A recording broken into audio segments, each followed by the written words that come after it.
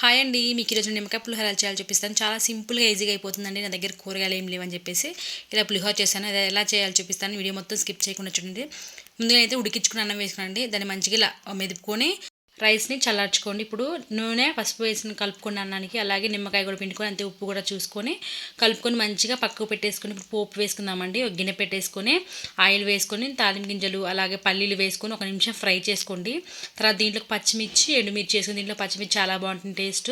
ఒక నిమిషం కలుపుకొని ఫ్రై చేసుకున్న తర్వాత దీంట్లోకి కరివేపాకు కూడా వేసుకుని ఒక గుప్పెడు వేసుకొని ఒక నిమిషం ఫ్రై చేసిన తర్వాత దీంట్లో కొంచెం పసుపు కూడా వేసుకొని 5 నిమిషాలు అలా మంచిగా మీడియం ఫ్లేమ్లో పెట్టేసి ఇలా మంచిగా ఫ్రై కాండి. క్రిస్పీగా ఫ్రై అయిన తర్వాత తీసి మనం రైస్ కలుపుకున్నాం కదా, రైస్లో వేసుకోండి. వేసుకొని మంచిగా కలిపేసుకుని అంతేనండి. చాలా సింపుల్గా ఈజీగా అయిపోతుంది పులిహోర వచ్చేసి.